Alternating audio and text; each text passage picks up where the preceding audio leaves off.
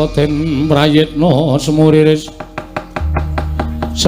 eka balik titi yoni gandayane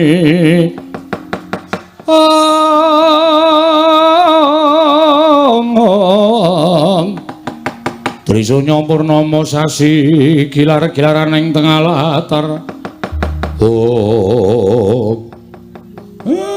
Piye? Dewa-dewa iki nek pakartine ora apik arep derajate dewa karo anak-anakku do mlayu kabeh. Kuwi nandhake nek apa kang dadi niatmu pancen mau diregeti nganggo blendenging angkara. Kula namung badhe nyuwun atmajanipun Kakang Semar inggih menika pun Bagong. Bola-bali tak kandhake to Bagong ki anakku. Lah nek kowe arep mboyong karo Bagong aku mesti ora entuk wong nyatane keluputane Bagong ora iso dibuktekke kanthi nyata. Nanging Bagong sampun kalepatan sak mangke badhe kula lebetaken wonten ing kawah. Kowe iki pancen ngengkel. Saiki ngene. Nek pancen kowe duwe niat mboyong karo anakku Bagong lan ora iso dindakake apa kang dadi niatmu. Coba tak tanting kira-kira kowe cocok ora? Menapa ngenipun Kakang Ismaya. Nek Bagong anakku iki diwakili aku, kowe seneng ora? Panjenengan menika guyon, aja ngapusi karo atimu. Nek diwakili Semar kowe gelem ora? Menawi Kakang Semar ikhlas kula purun. Mesti gelem wong niate ya kuwi sing tok jangka ya ta. Niate ya kuwi sing tok jangka ning sing tok nggo alesan anakku Bagong. Pak, kuwi nanti, Pak. Sing nukokke semen sapa, Pak? Wis ben nengke wae wong iki bapak iki mbelani kowe lho. Menawi Kakang Semar purun tetep dinten menika dados ijolipun Bagong kula boyong dateng Kayuwangan. Apa ora gelem? Iki anakku sing tak tresnani, sing jeneng wong tuwa ki natohke nyawa kanggo anake nek perlu apa wae ditotohke aku ora bakal owel. Pukulun mboten namung bapak nek saged kula ya ngijoli karo uripe Bagong.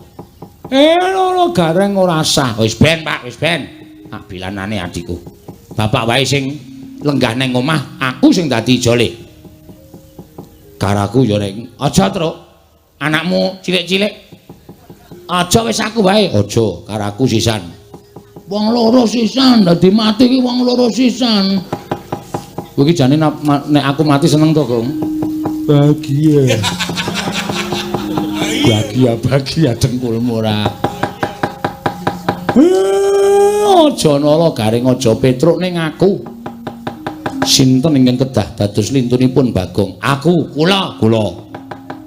Nala gareng aja ora apa-apa Pak, wis ora apa-apa wis ben.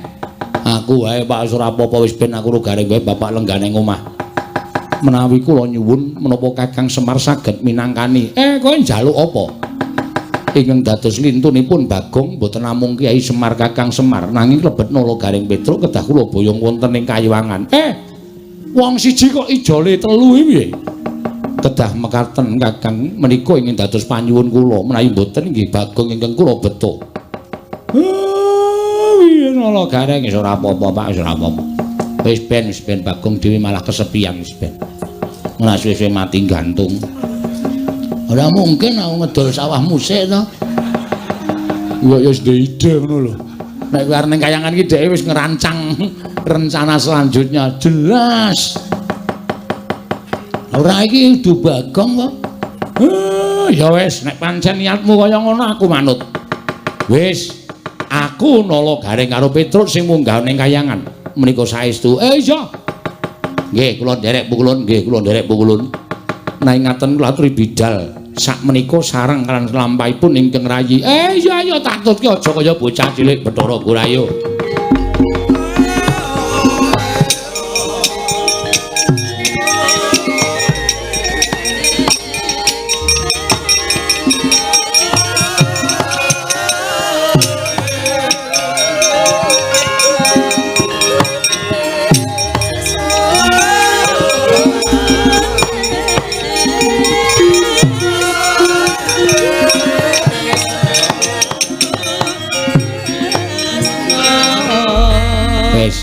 kowe saiki kowe ora percaya karo katresnanku. Katresnanku karo kowe iki luar biasa lho, Gong. Nganti tak ijoli nganggo pati uripku aku ikhlas. Wis gek tok paido le. Katresnane kakang-kakangmu gek tok paido. Aku munggah ning kayangan ki mergo ngeboti tresnaku karo kowe. Nganti aku ngiklasake karo pati uripku karo Kang Gareng. Ya muga-muga kusnul khotimah ya, Tru. Anjen setan ana. Lah witene piye? Wong ya aku ki ra menawarkan kok. Aku rakon karo kowe, aku rakon karo Gareng, kowe sing ngomong. Pukulon kula dados ijonipun Gagong. Ayo monggo terserah. Aku rakon kok. Aku ya. Aku titip anak-anakku ya, Gong. Titip bojoku ya, Gong. Aku ora ngapa-ngapa kok dititipi anak. Ngapa? Nek bojomu dititipke tak tampa. Nek anakku mah ya aja kaya ngono to, Gong, ora sak kepenake dhewe kaya ngono. Wis ya, Gong, aku tak menyang ruktinen Karang Tumaritis, omahe Gareng karo Karang Kadempel. Mbok tegelan aku antara. Lah ngopo? Aku ora ndek kanca. Aku nek gara-gara kancane sapa? Rasa nganggo gara-gara. Ya wis muga-muga penjangkaku kelakon ya, Tru. Ya bapak ya slamet, kowe ya slamet. Nala Gareng ya slamet mulih kumpul meneh wong papat ya, Tru. Ya wis rasa nangis. Ora aku mung gaya kok. Anjing setan ta. Ya Tru mangkat yo mberek bapakku ndak bapak ana apa-apa. Aku tak ngrukti bapak le.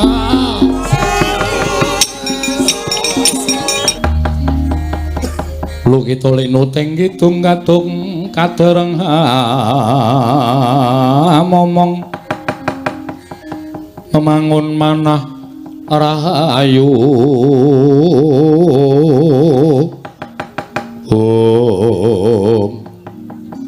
es mamring sepi iki monggo mengkari 3 dina aku janjeni karo masyarakat arep miwiti kerja bakti bangun desa. Gek Semar malah minggat.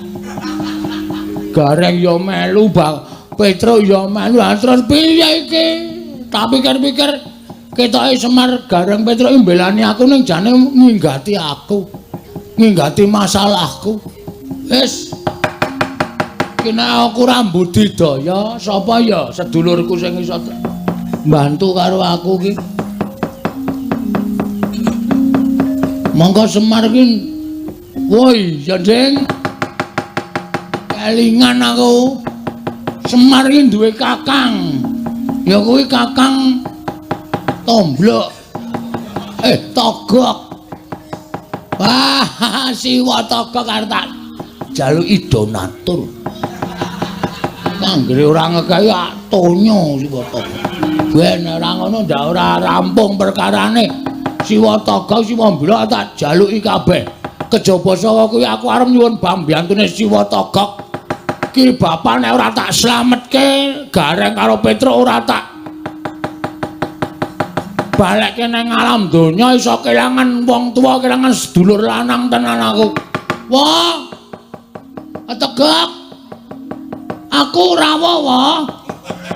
Aja kaget penggalemu ya, wa. Siap-siapke kabeh bondo didelekke. Kendak tak colong, wa. Aku teka tenan, wa. Bektiku katur ya, wa.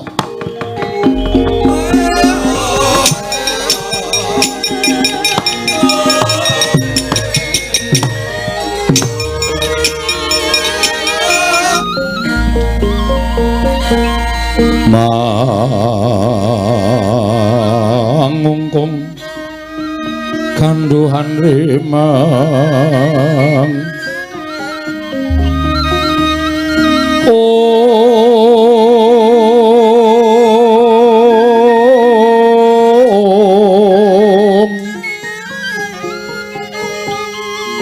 lerleno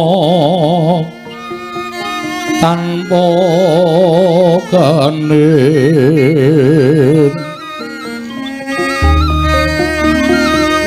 yen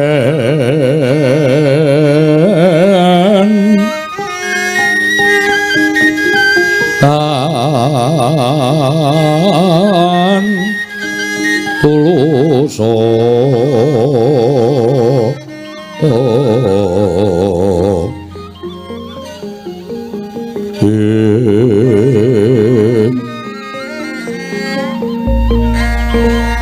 Amangku sang Dyah Utama Nalendra Muda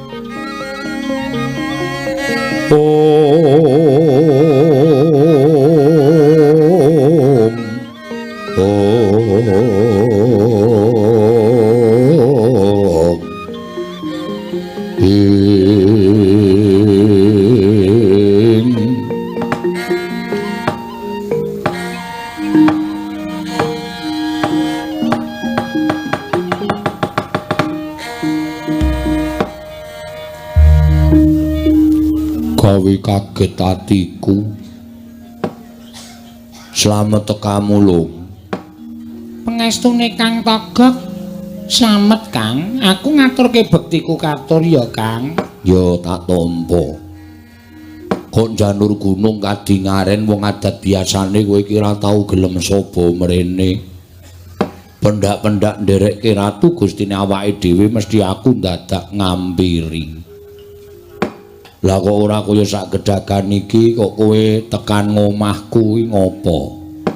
Eneng apa lan wigatine apa? Mara kaki kowe matura karo aku, Sarawita. Ora apa-apa kok, Gek. Ya ming sepi. Sepi tegese Nang omah ki sepi nglangut, mula terus aku dolan mrene. Ket mau esuk tekan sore kok ming delok TV terus. Ora ana kegiatan liyane. terus entuk warta apa? Ana berita apa? Mbah, Lho. Jare ndelok TV. aku ming delok iklan kok. Nek berita tak pateni, ngono anggere mulai iklan tak tonton. Ayo kepengin tuku apa ta apa ngono iki lho, Kang. Oh, ngono ta. Ya rasa sok tetuku. Duit kuwi apike dicelengi, dinggahke.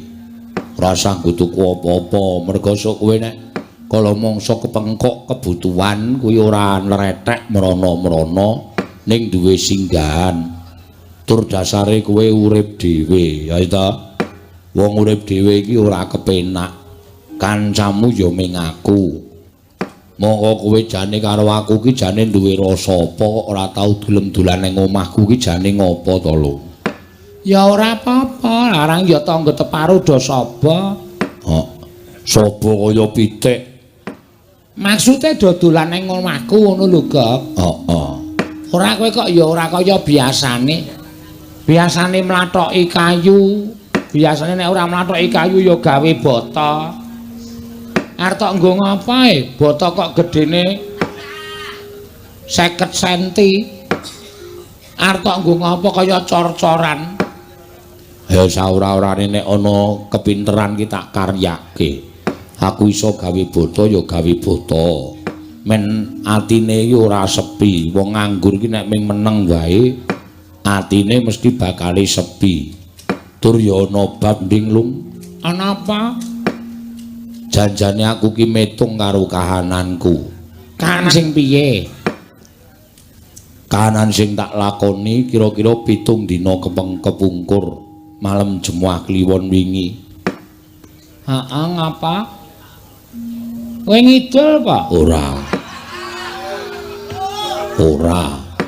Lah kok sepi? Aku turu wit sore. Aku bar menehi sajen karo kerisku kae terus tak tinggal turu. Pamriku ya golek impen. Lah kok tekan tenan. Nalika tengah wengi meh lingsir aku ki ngimpi. Ngimpi apa? Kaget atiku. Ora kanthi kanyono-nyono kok. Omah kene iki kaya ketekan Nalindra. Nalindra Trata Sabrang. Udu. Sandangane sarwa apik, sandangane sarwa becik. Mongko nite kereta kencana jeluk ana ing omah kene terus mlebu terus sak pejagong karo aku ning tak tiling-tilingke paningalku tak mat-matke ratu mau dudu ratu Sabrang. Lah sapa? Sing nganggo sandangan apik sing nganggo sandangan becik iki kok kaya ponakku dhewe. Ponakmu sapa? Anake Semar ya kuwi Bagong. Mongko Bagong iki sak jek jumlek ora tau saba mrene nek ketemu karo siwane ya aku ming neteli apa sing tak nggo. Aku nganggo jam ya dijaluk, aku nganggo gelang ya dijaluk, nganggo kalung kesehatan aku ya dijaluk. Pokoke ming dirampok karo sing jeneng Bagong. Lah kok ora kanthi kanyono-nyono kok bocah iki tekan kene. Terus lah ya jagongan karo aku sawen-wen mongko blas to anak Semar ki ora ana sing tekan kene. Mongko jane Semar ki adikku lho. lah iya ya kondange ngono. Heeh. Ning kok ora ana sing tilik karo Pak Dene, ora ana sing ngaruhke karo Pak Dene. Lah kok aku nganti impi kaya ngono kuwi werdine apa ya, Lung? Kuwi janjane ming tom-tomen. Kowe iki ming kangen karo anak-anak ini Semar. Ya arep kowe karo aku ki mapan ning tlatah Sabrang ning dipestheke utawa ditakdirke dikodratke nek Semar kuwi dadi adimu. Lah iya. Nile pisah wis pirang-pirang abad. Wis suwe banget.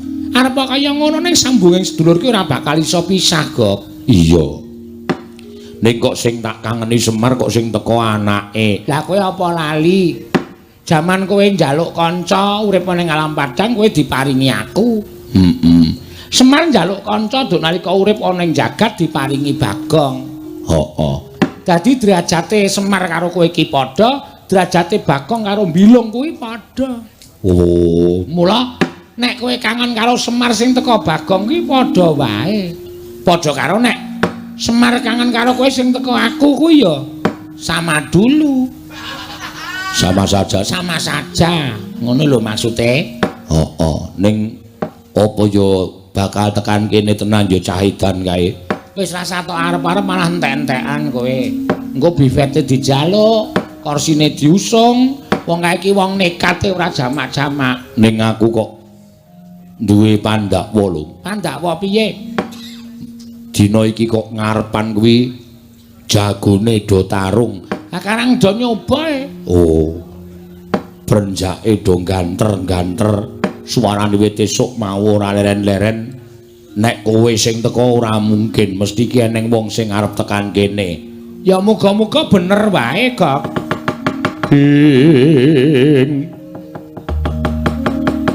Rekat lampahing rata tanpan lara. Prapteng sukuning argaram kang tumingal.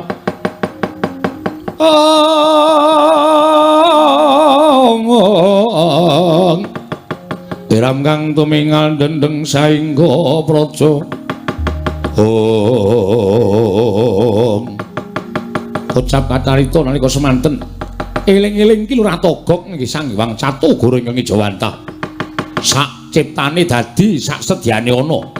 Ngraosi bilih jurang porong badhe ketekan dayuk. Dados sakuling mangke ingkang bletek-bletek saking ketebian. Mangono pangudas marane ora liya kejaba mung ki Lurah Bagong. Ingkang sowan ngersanipun ingkang wa ing padukuhan jurang porong. Mangkono pangudas marane ki Lurah Bagong. Assalamualaikum, Wa. Wa. Aku rawuh, Wa. Petegak. Wah, cangkeme wis ketok. Ngandel ora. Rak ming padha karo diisin-isinke ta kowe, Gok. Lho kok kaya suarane ponak aku Bagong ya, Lung. Sajake. Wa, aduh liwat niki, Wa. Lawange endi, Wa? Lawange ngarep kuwi cah edan. Oh iya, Cak Kentir.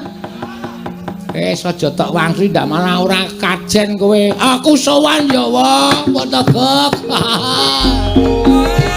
Tegok yen malegak-legok. Trembilung kang Sarawita kang sabuk bandil. Ing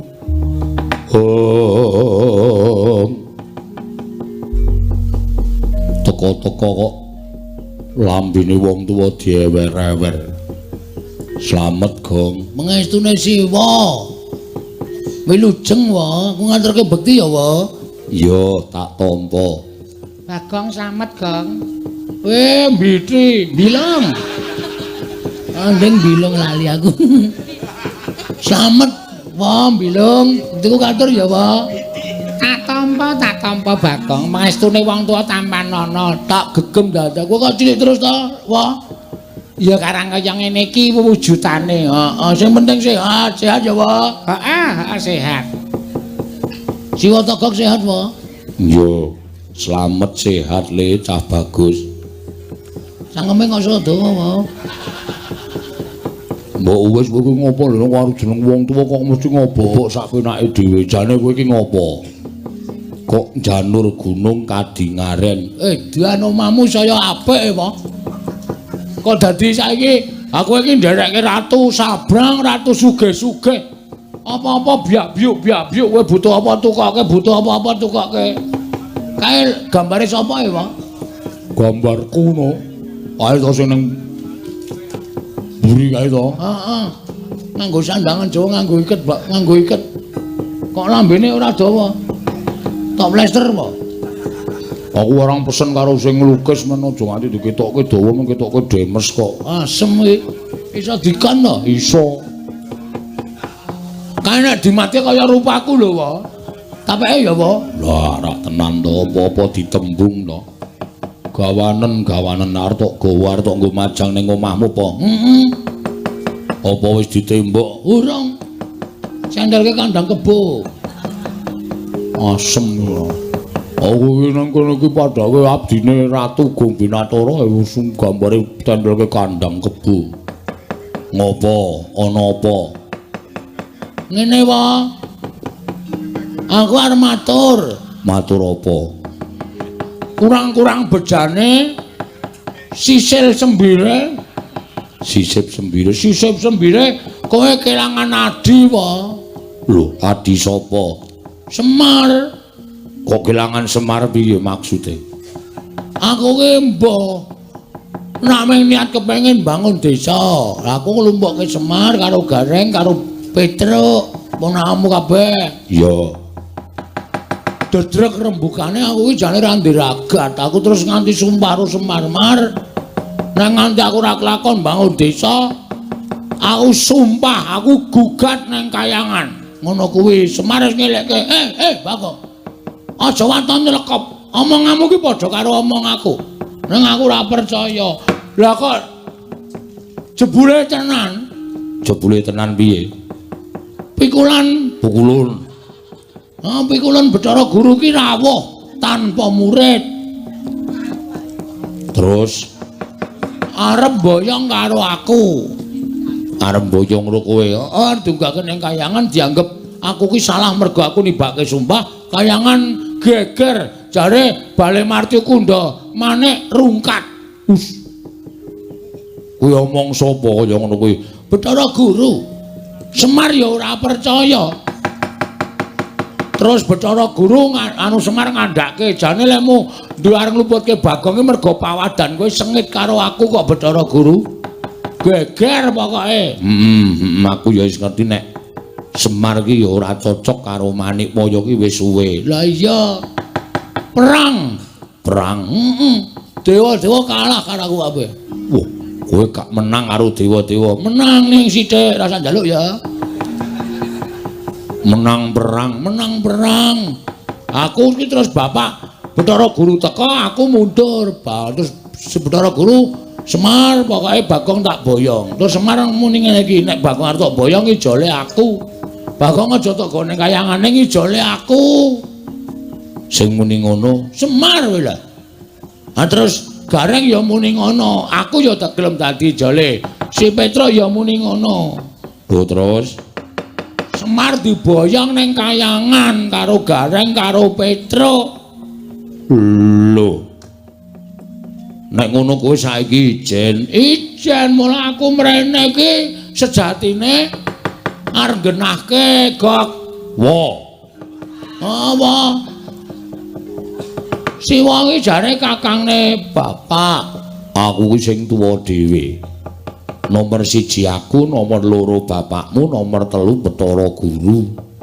Wah, terus kae bilung kae. Anak tikus. Kudu iki ya iki arep kaya ngono iki bekas ratu. Weh, lah kok ora abang. Gundulmu atos kowe iki mbok ya dilereni le seneng main ngono ra. Ratu kok abang. Terus aku ki mbarepe nomor 2 Semar, nomor 3 Bathara Guru. heeh, aku saya tak takon karo kowe. Arep kowe pisah karo Semar ki karo Semar rukun ora? Sing rukun ki mung aku karo Semar. Sing ora rukun karo aku karo Semar ki Manikmaya. Mula aku mbiyen karo bapakmu Semar ki digawe dening Manikmaya supaya mudhun ning jagat. Aja nganti aku karo bapakmu Semar kuwi duwe panguwasa ning Suralaya kuwi merga nggone meri Manikmaya karo aku karo bapakmu. Jane dianak Manikmaya. Terus piye? Aku saiki ngene. Pokoke aku mung pasrah karo Siwa TOGOG. TOGOG Togok. Aku pasrah karo Siwa TOGOG supaya nyelametke Semar. Nek Siwa Togok ora iso nyelametke bapak karo kakangku loro, aku ora nrimake. Ateges kowe kuwi dudu kakangne Semar. Ming aku tan trimane Bagong suwek cangkem. Waduh. Piye lho? Wis monggo wong cangkem-cangkemmu dhewe. Ora edan kuwi ora. Lah aku tok kon ngopo? Aku terke ning kayangan. Terke aku ora ngerti dalane. Aku ora dong nek donge aku wis mangkat dhewe. Jare kayangan ki pucuking gunung ngendi? Kemukus. Utuh. Himalaya iki ngendi aku ora dong. Ning nek kowe wujud kaya ngono kuwi engko tekan Sela Matangkep ora diparengake karo dewa sing tunggu Kori Sela Matangkep. Sapa jenenge? Cingkara Bala Balapata. Cingkara Bala Balapata. Kuwi buta loro. Lorone nggawa gada. Nek kowe ora dikeparengake munggah ning kayangan kowe lagi mlebu ana ing Kori Sela Matangkep dituthuk gada sirahmu kowe pecah mati. Waduh. Kok kayangan ki gawat to, kono bodyguard-e wae. Sapa Cingkara Bala Balapata? Ah terus kowe salin wujud dadi wong sing gampang mlebu metu kayangan. Sapa we? Sing gampang mlebu metu kayangan kuwi ming bendaramu Janaka. Terus kowe tak dandani dadi Raden Janaka gelem ora? asik. Wah iki aku kan gleleng tenan iki. Janaka iki bagus ora jamak-jamak. Pokoke aku ngono nang dalan nek dibajul wong itu, aku kan mampir sik lho wae. Aja Janaka ki jual mahal. Lah ora tak jual murah pokoke. Pancen kowe iki ngeyel kok gelem to? Gelem. Kowe engko tak duduhi dalane mlebu. Nek arep ngamuk-ngamuk ning kayangan nyelametno bapakmu karo kakangmu sakarone ning aja nyampurke aku. Terus kowe dicampur apa? Maksude aku aja nganti tok gathuk-gathuke aku mung nulungi karo kowe nduduhke dalane. Siap. Piye iki lek dandan piye? Ning aku bagus to iki? Bagus. Kaya ndoro Janaka to? Ning aja pisan-pisan ketemu karo Raden Janaka iso dipecah sirahmu. Mergo kowe madani Raden Janaka. Waduh cilaka iki. Kudu sesingitan iki. Oh iya. Terus carane piye? Wis kowe saiki ngadeg jejeg. Tangane ning dodo.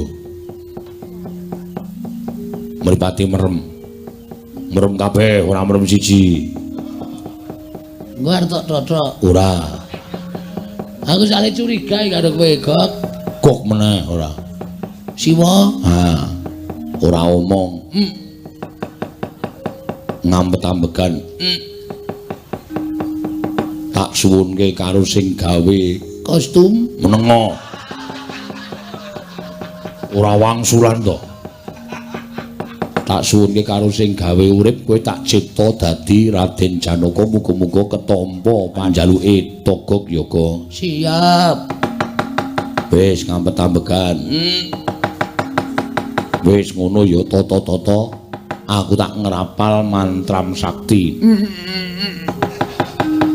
Nek wis tak rapal tak suwun karo sing gawe urip supaya kowe iso malik Raden Janaka. Sebab sing iso mlebu metu kayangan ki mung Raden Janaka. Sakliyane Raden Janaka ora bakal gampang mlebu metu kayangan.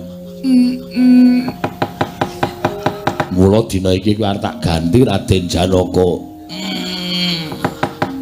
Wis siap-siap. Waduh. Wah, suwek cangkemmu lho, Gok. Iki ngampet wis ket mau omong wae malah pidato. Gewes. Ya wis, tata-tata. Gewis tangane ning dada. Tan samar pamoring sukma sinukmaya winah ya wenga sepi. Sumimpen lenging kalbu pambukaning warana.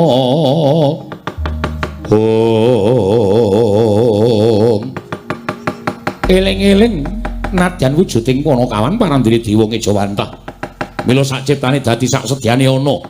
Katarima panyuning Kelurah Catugara, ilang wujuding Kelurah Bagong nenggih panenging Pandhasatra ing Madukara Raden Janaka.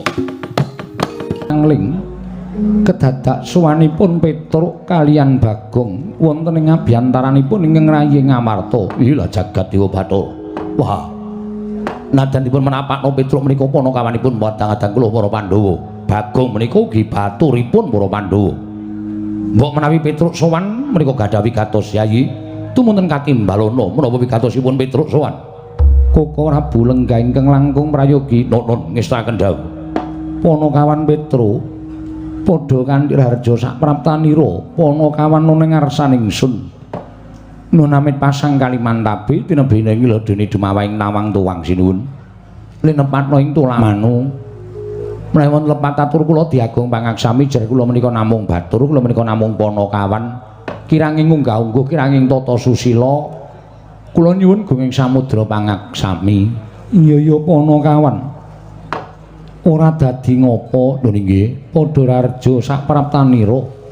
Tansah pinangan ing kawidadane ring sambikala sawanipun ingkang abdipun Petruk. Kepareng kula ngaturaken sembah sumung keping pangabekti kula kunjuk sandhapa pada paduka Gusti kula Sanata Prabu Puntadewa ing negari Ngamarta. Panakawan Petruk ndak tampa pangestuku tampanana kapundhingga jimat paripin dayana ing kasantosan. Paring maestunipun sinuwun Prabu Darmakusuma amawahana kabagyaning gesang kula. Iya Petruk prayoga nunggonmu sowan nggih. Sampun boten kirang prayogi sinuwun. Panakawan Bagong padha kanthi harja sak praptanira. Nun amit pasang Kalimantabe tinebena ing iladune dumawahing tawang tuwang sinuwun. Ngemuti bilih kula menika namung batur, kula menika namung Panakawan mila kiranging tata krami, kiranging unggah-ungguh diagung pangaksami. Iya, kok padha karo Petruk. Niki latihan sareng-sareng sinuwun. Iya. Kemareng kula ngaturaken sembah sumungkem ing pangabekti kunjuk sandhapa pada paduka Gusti kula Sanata Prabu Puntadewa. Duh, sekerupku tiba to. Nggawa apa mak kelunting ki mau. Wong sak-sakane werna-werna. Iya Bagong pangestuku tampanana. Kapundhingga jimat paripeh ndayanana ing kasantosan. Iya Bagong prayoga nunggonmu lungguh. Sampun boten kirang sekeca anggen kula ngabyantara ngersanipun sinuwun Prabu Darmakusuma. Iya Bagong sing tak karepke kaya ngono kuwi. Yen to sowan Nalendra ya kudu nganggo tata krama, ora sak kepenakmu dhewe. Nun nggih, samenika sampun radi insap sinuwun. Iya Bagong, nun nggih mugi-mugi mboten kumat. Iya Bagong ora dadi ngopo. Petruk kandung kula padha raja sapraptamu. Sinuwun Mandura wilujeng bekti kula kunjuk. Ya, pangestuku tampanana Petruk. Nun nggih, sanget anggen kawula dadosaken jimat. Ponokan Bagong padha raja sapratamu.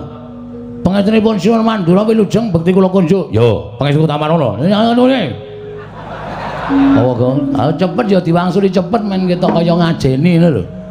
Ngajeni nek ora cetha yo malah ora ngajeni. Panjenengan ngendika napa? Pangestu Tamarana. Kapundi Jiman Paripen dereng kasantosan. Lho, ngono kuwi cekat-ceket. Petro dalem padha raja sapratamu. Wilujeng den bekti kula kunjuk. Yo, Bagong padha raja sapratamu. Mengantunipun Darawalkudara tansah pinanganing kawidadan bekti kula kunjuk balenala idak ndasmu. Mengantunipun Darawalkudara wilujeng bekti kula kunjuk ora kabeh satri iso dijak gojek, ora kabeh dijak gojek. Darawalkudara kuwi ora iso dijak guyon. Heeh, sepaneng. Kok malah ora. Aku ora seneng karo bendara-bendara sing sepaneng iki. Aku nek golek bendara iki ya sing ceria. Sing ngremenke, sing mbungahake. Ha iya. Lomo ora pati ya. Petro Padhararja sapraptamu. Pangestripun Ndara Janaka wilujeng bekti kula nggih Den. Iya ya Petro ndak tampa. Bagong Padhararja sapraptamu. Pangestripun Ndara Janaka bekti kula nggih Den. Iya ya tak tampa. Petruk kantong bolong Padhararja, ndarana kula bekti kula. Iya ya Petruk tak tampa. Bagong Padhararja, ndarana kula bekti kula. Iya tak tampa. Lho. Kok gutang ya, Gong? Hah? Kok kurang siji? Goleke wong wae. Goleke wong piye maksude Pandhawa kok kurang siji? Mbok menawa ora masuk. Ora masuk. Tegese ora melu pasewakan, kadang-kadang iso jangkep, kadang-kadang iso ora. Lah iya. Ning kok kaya ora kepenak rasaku. Rasa tok gagas sing baku wae dikongkon bapak, apa perlune matur Sinuwun Prabu Darmakusuma. Ya, tak matur. Petro dalem. Ana apa Petro? Apa saka karepmu dhewe? Apa dikongkon bapakmu Semar? Marmatur Sinuwun Prabu Puntadewa. Menawi lepat atur kula diagung mangaksami nggih Den. Iya ya Petro ora dadi ngopo. Ingkang sepisan kula ngaturaken sembah pangabekti kula kunjuk sanipun Ndara-ndara kula Pandhawa ingkang kangka kalih. Sowan kula menika estunipun boten saking pikajengan kula piyambak. Ing kula niki dapur dipun utus Bapak Semar. Petro dalem yogine kowe nangis. Nggih. Sedih nek ngrasake lakon Karang Kadempel. Petro eneng opo kok nangis ki apa? Nggih riyen ngutokke unek-unek ya karo nangis barang ya ora apa-apa. Yogine Petro. Sampun wonten setunggal candra niki. Bapak niku sakit. Lho, bapakmu lara. Nggih. Mengglecak mawon teng ngamben. Mengambegan kalih matane mlorok. Nek ditakoni pun boten semaur. Pun pokoke mengkaya nuwun sewu. Wis kaya kunarpa, wis kaya batang wong. Ning mripate ijik melek, jantunge ijik keteking jantung isih krasa. Nalika semanten kula wis ora kurang-kurang gone nambake bapak. Nganti entek-entekan. Bapak kula tambake ning ora ana sing iso nambani karo bapak. Kula wis ngrawuhke para brahmana winasih sewa sugata miyang para nimpuna. Pendhita ampuh pun kula gawa kabeh teng Karang Kadempel. Ning siji mawon mboten wonten sing iso. Aduh iki napa nambani larane bapak. Kowe nek le omong ngono kuwi ora cetha e. Atiku lara-lara e, Gong. Aku wae nek mikir kowe iki wong ora tatak kok. Wong ora mentalmu ora gedhe. Ameng bapakne lara kok nangis. Bapak kuwi lara wis tak ajab ndang mati ya. Lambemu elek to Gong ora. Kowe iki anak model piye to? Model saiki. Lho. Anak kok model saiki ora. Anak saiki iki endi sing do ngabekti karo wong tuwa? Hah? Tak takon. Anak saiki iki endi sing do ngabekti karo wong tuwa? Ya isih ana siji loro. Ning akeh-akeh racak-racake wis do ninggal tata krama padha ora ngrebekti karo wong tuwa. Mongko sing jeneng wong tuwa ki ora butuh dipunjung ingkung gajah saben dina, ning butuh di ngabekteni karo anak, butuh dihormati karo anak, nonton anak kuwi tata krama unggah-ungguh, tur ngerti marang Subasita kuwi wong tuwa wis seneng. Ha ta? Ha iya. Saiki ndi ana bocah sing ngabekti wong tuwa? Kongkon kuwi alasan. Ha iya ya, Gong. Ha iya. Kaya anakku kae wis mbok men. Tak nengke wae kok. Ya wis ben terus kowe matura. Bagong, bapakmu ya gene. Ngaten. Pun wonten sesasi niku bapakne niku sekarat. Cangkeme Bagong ki elek. Meneng to? Ora ngomong aku tak matur sik. Mripate kecap-kecip kula takoni, "Butuh apa, Pak?" Nek bapak butuh apa-apa, ngendika karo anak-anak. Nek bapak arep eling apa-apa, ngendika karo anak-anak. Anak-anak mesti bakal ngesta padha dawuhe bapak. Ora meneng wae ngono kuwi. Sing upakara nggih ming kula. Bapak saniki kula sing upakara, merga ora ana sing upakara. Petruk ya jarene nek dikon dinunuti bapakne lara, sibuk. Ora ndek kesempatan gula mentah wong tuwa. Gareng nek dikon ngomong karo wong tuwa, didokoki wong tuwa, alasane sawahe akeh, pendake ning sawah, ora sempat gula mentah karo wong tuwa. Kaya ngeten niku anak-anak saniki niku. Nek bapakne wis arep mecicil, do dititipi wis do ora gelem, do kon gula mentah ora gelem, ora do ngelingi jaman cilik. Untung iki enten kula. Iya, Bagong. Lah bapakmu apa ora mbok golekke jamu? Mboten. Lho. Ora mbok golekke tombo. Angel banget wong sing jeneng kon maem lambene mingkem terus kok. Nganti bingung kula niki. Saniki kuru niki aku lho. Sesasi mboten tangi saking ngamben niku awake entek-tek. Wetenge sing maune mblegentonge dadi entek. Iga-igane ketok, sing lemu mung kari ndase. Jan wis ora ditata krama tenan. Menengo mbangane kowe iki matur kok nangis iki cara ngendi? Ngoten niku. Lah terus pada suatu ketika apa kuwi Bagong? Oh iya lali aku. Lali nek matur ning ngarepe ratu e. Sawijining dina kula gareng karo Petro niku tetengok nunggu bapak bengi-bengi nika do melek. Iya. Ah terus bapak niku dilalah kok watuk, guk ngono. Tak kira nek kire. Bul watuk bapak. Arep tak gusah kok suarane ning ngamben. Wah, ya wis genane. Bapak watuk. Ngopo Pak Mimi apa piye? Terus kula jukuke wedang putih kaya sedotan nika kula jejelke teng mulute bapak terus disedot. Bareng niku kok njaluk udut. Niku jam 2. Jam 2 bengi nggih. Terus watuk terus dawuh kalih kula kalih Petro kalih Gareng. Kira-kira anakku sing gelem tak kongkon sapa ya? Ngono ngoten niku. Terus kula maju aku, Pak. Aku anakmu sing ragil. Konen ngopo, Pak? Men bapak mari aku manut. Aku tak kon nyemplung segara wae aku sago, Pak. Demi bapak. Ngoten niku. Mboten wonten anake loro sik jenenge Gareng karo Petro niku masrahke tenaga nggo mbantu bapakne ra gelem ming doting cermimi nika. Terus bapak ngenten iki ya wis sing tak tuding Petro karo Bagong mangkato ning negara Ngamarta. Iya. Terus lah ngopo Pak ning negara Ngamarta? Kowe nek kepengin bapakmu isih urip, pengen bapakmu ki lestari, le momong karo kowe, pengen bapakmu ki lono urip ana ing jagat, kowe sawana sinpun Prabu Puntadewa, Pandhawa 5 aturana rawuh mrene ning gawa pusaka. Ya kuwi pustaka Jamus Myang Jimat kelima sada. Ngoten niku. Nah, sowan kula mriki sanipun Prabu Darmakusuma menika wonten suka lilaning penggalih ngemuti bilih sampun marambah makaping-kaping bapak mriku bantu dhateng para Pandhawa. Momong dhateng para Pandhawa wiwit kuncung nganti gelung, wiwit jabang nganti craprang. Pandhawa mboten pisah kalian bapak. Nek nganti bapak men kepengin butuhke Pandhawa 5 cacahe rawuh teng Karang Kadempel sinambi mundi pustaka Jamus Myang Jimat kelima sada ora kelakon. Niku ateges Pandhawa niku nuwun sewu, satriya sing mboten ngerti males kabecikane wong liya. Mula terus terang nek kula sowan mriki Pandhawa boten rawuh teng Karakajempel, kula wis mengajukan surat pengunduran diri. Pengunduran diri minangka apa, Bagong? Minangka abdi negara Ngamarta.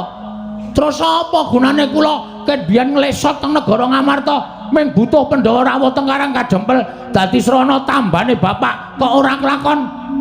Nggih to? Percuma. Hah? Percuma.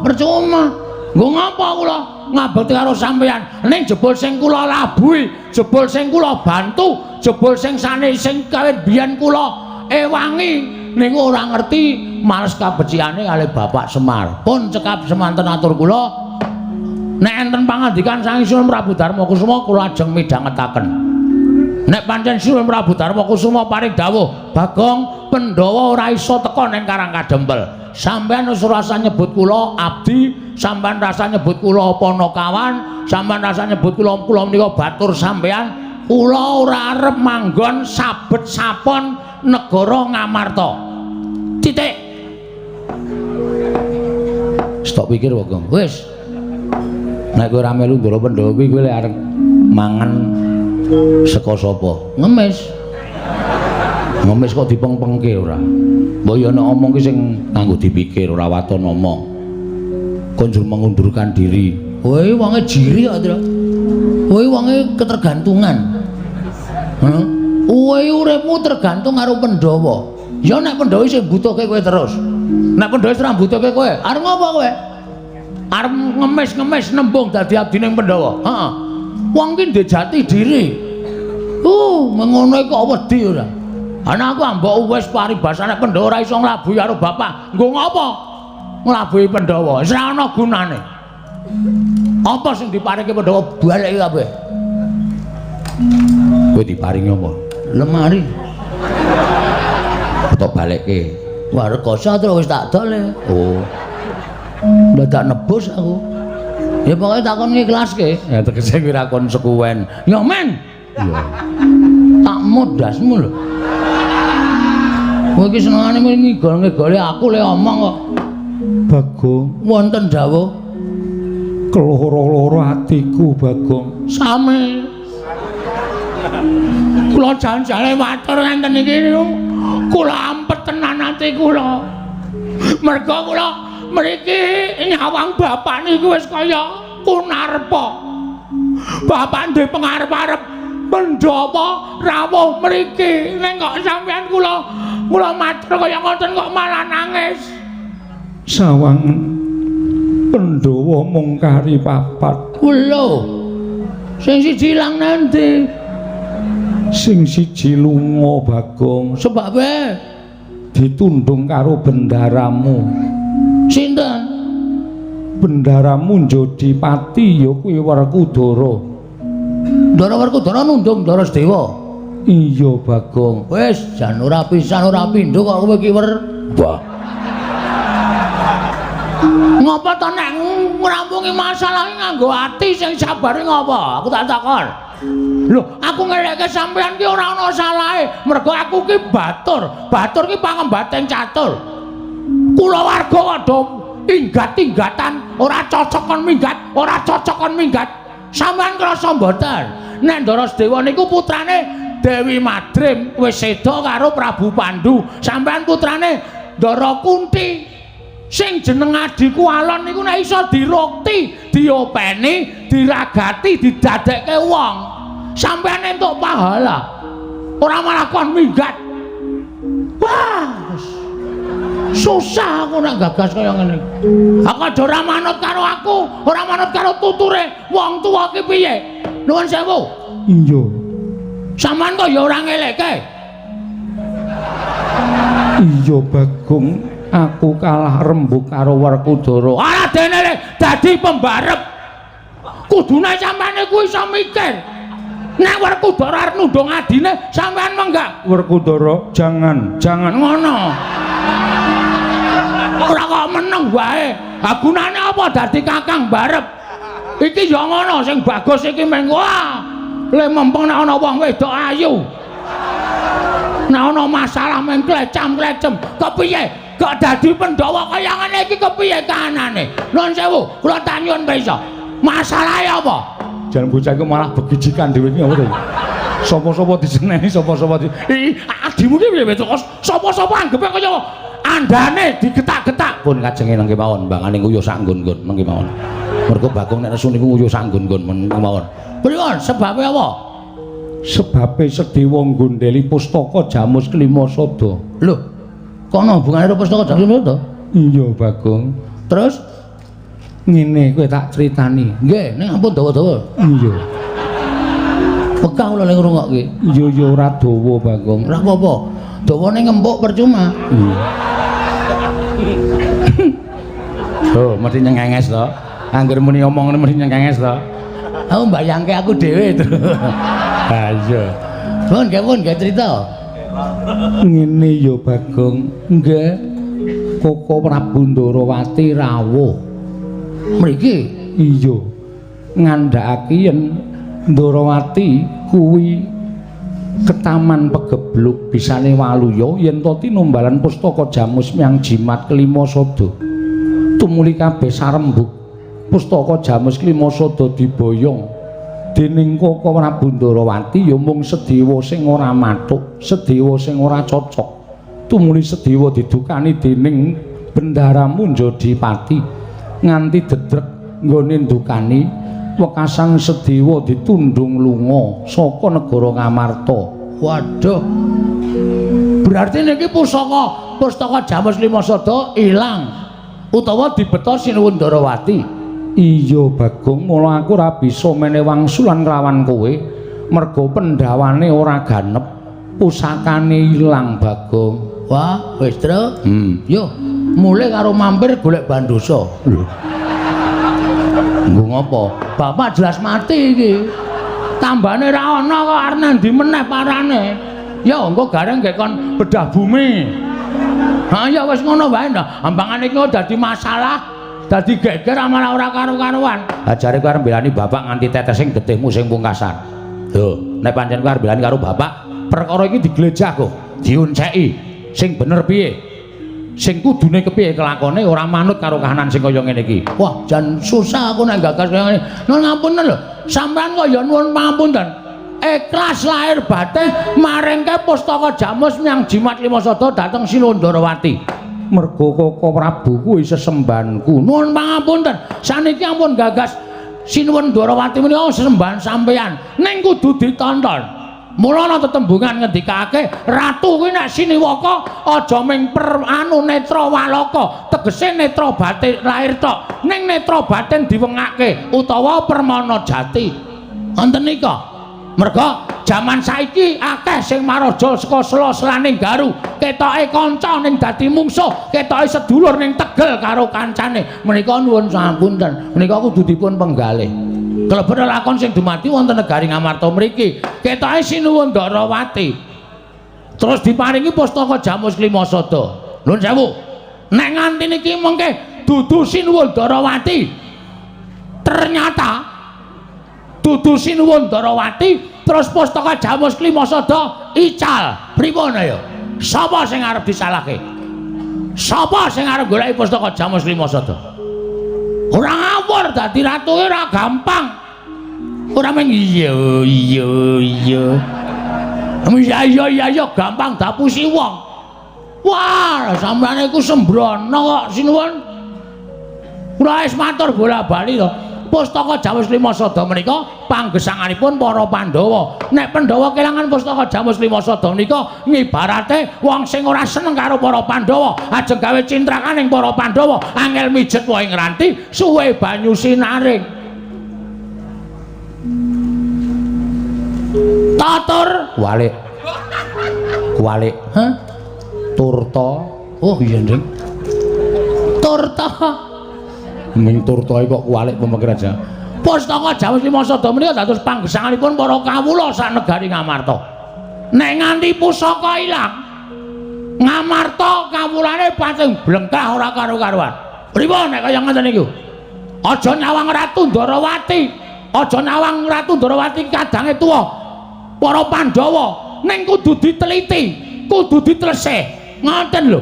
kena dipasrahke ning dicek dhisik Werkudara Ndarawati tilik ana ketaman pegeblok apa ora Werkudarane mangkat rubut nek wis dibuktekke iya mbarep pancen bener pusaka diparingke urung ana bukti kok wis diparingke niku macem mana pripun nek kaya ngene iki wah lah wis geger malah Bapak Semar ditelapke wis megap-megap arep tekaning pati malah pusaka mang paringke karo Prabu Kresna apa nek ngono Kresna karo Semar iki bobote abot Kresna apa piye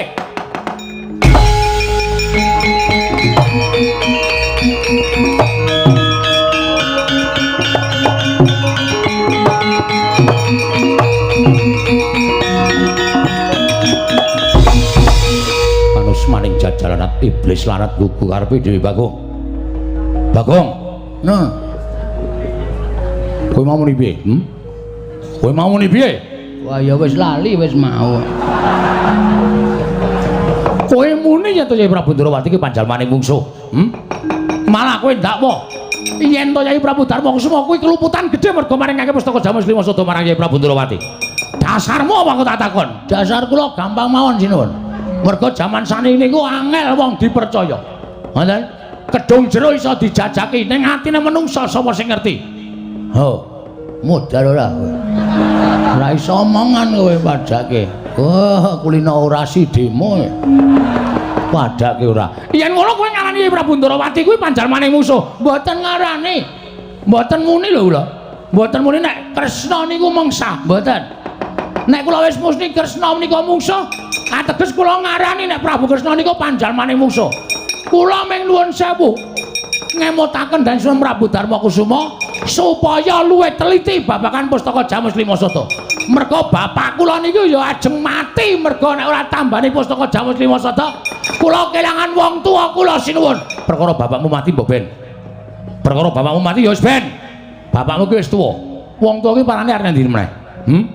Wong tuwa ki parane wong nang ndi meneh? Wong semene akeh ki mung padha antri tekaning pati. Mung kari ngenteni pestine kodrate dhewe-dhewe.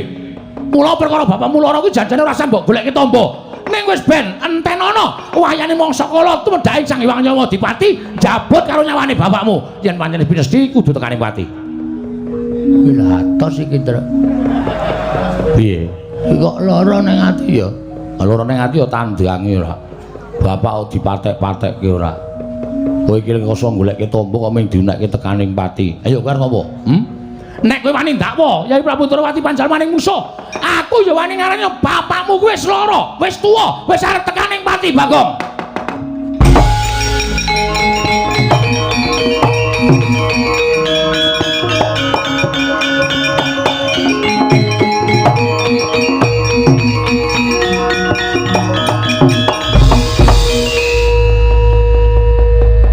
Wah, aja watoni isomu wis lho, Bol. Lho. Bol piye? Jenengmu sapa? Baladewa. Dundang bol ora gelem. Kon ngundang apa? Hah? Kon ngundang apa? Lara ati ya tak undang, ha. Tak undang ana kuwi lara ati. Ora usah lara atinan. Kowe nek ngrumangsani suaramu ngunekke bapakku wis wancine tekaning pati, wis wancine dadi wong tuwa, ming antri modar. Kuwi ning atiku ya lara. Hah? Nek omong nganggo aturan kowe. Ora sampe nae dhewe. Lho, kowe wani karo Baladewa. Aja kok kowe bapakmu aku ora wedi. Ora ngerti Bagong nek nesu kok kowe. Kowe nyembranani aku kowe ngunekke bapakku arep modar. Bapakku antri tekaning pati. Anggepmu apa? Wong mati ki ora perkara tuwa. Bluluk kae tiba enom kae. Kae ya iso modar, iso tiba sik bangane kambil. Nganggo pikiran kowe. Rumangsane akeh sing wong umur 100 kliwat isih urip meger-meger. Ning ana sing wong kaya kowe dadi ratu muring-muring terus teksek modar ya ana. Wah. Ayo wis dantepi ya, Gong. Dantepi, rasa wedi. Men sisan wae ngopo. Ratu kaya ngene kok digonggongke sak penake dhewe. Lho, yen ngono kowe wani karo Baladewa. Weh lah, kowe iki lho ngerti Bagong kok. Bagong ki tau munggah ning kayangan ngobrak-abrik kayangan. Dewa bubar kabeh wedi karo aku. Ha, lakone Bagong gugat. Kuwi karang aku dhewe. Ha. Aku bengi iki isih kon bangun gedung kesenian. Apa ora pecah sirahe? Ya wis ben ora.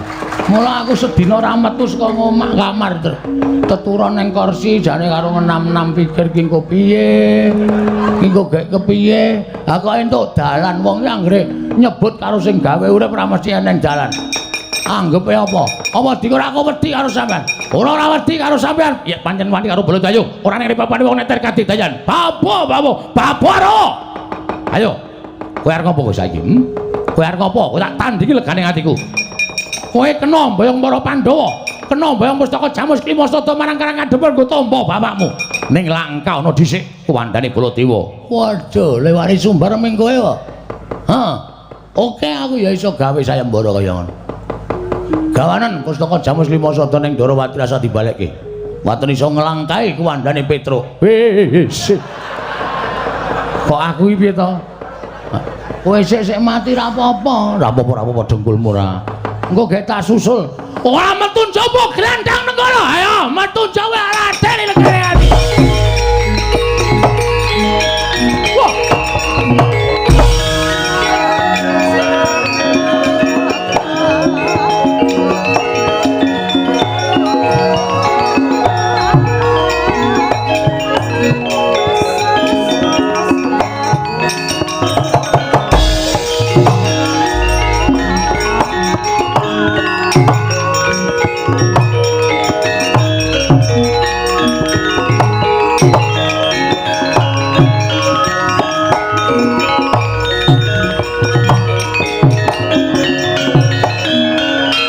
Kurta Srama Pangga Wagut Katinyo Mawukyat Ira wang-wang piye Ngandura Kang Sinun Mandura ki nek perang kuwi ora ditandangi dhewe ning mesti ngandhake karo wong liya lho kae Patih Praguta joget-joget nggawa glugu golek awake dhewe. Malah ora mung Patih Praguta, sajahe Sinun Mandura wis ngendikake bab sing ora bener. Tegese Kuntul dikandhake dandang dikandhake Kuntul. Maksude piye kuwi? Tata upacara kata-katamu ki piye? Dandang kandhake Kuntul kuwi kedadian saknyatane dienggak-enggokke men dheweke ketok bener, dheweke ketok apik, wong liya ketok elek. Kuwi tegese pawarta sing saknyatane ora dikandhake sing sak benere ning dienggokke nganggo kalimat utawa ukara-ukara sing rumangsane dhek iki wong paling apik dhewe wekasan sing dikandhani mbelani rodheke. Ketitik ora ming Patih Praguta. Tak sawang Ndara Garukaca Ndara Antarja barang kok do ting brubut goleki awake dhewe. Ya mulih yo Gang yo. Hah? Mulih. Engko nek Semar Modar bapak wis dawuh karo awake dhewe nek nganti awake dhewe engko melu mati nang kene malah ngrekoso uripe. Yo mulih yo. Wis rasa dadak piye-piye mulih matur karo bapak, Pak, aku ora sida mboyong para Pandhawa di Pustaka Jamus Klimasada. Merga Pustaka Jamus Klimasada diasta Sinuwun Darawati, jarene negara Darawati ana pegebluk ngono wae kok bapak mikir dhewe, bapak tumandang karya. Oke, ayo kita berangkat. Yo, yo yo. Gong, ketoke le mati kok luwih cepet awake dhewe mbangane Semar. Masa mengo to? Weh, sapa iki, Tra? Lho, sapa iki, Tra? Ndara Antasena kok awake dicat ireng barang aleman. Kowe tak ajar modar kowe. Nek cara nggone dhewe pancen Ndara Antasena ki nuwun sewu nganggo gelung. Lho, rada ndangak persis Ndara Werkudara kene iki nganggo kuku. Iki ora, iki gagrak kene Ndara Antasena kaya ngene iki. Waduh. Gleleng gondrong barang. Melu pang apa? Pang apa? Pang uwit. Ha iya.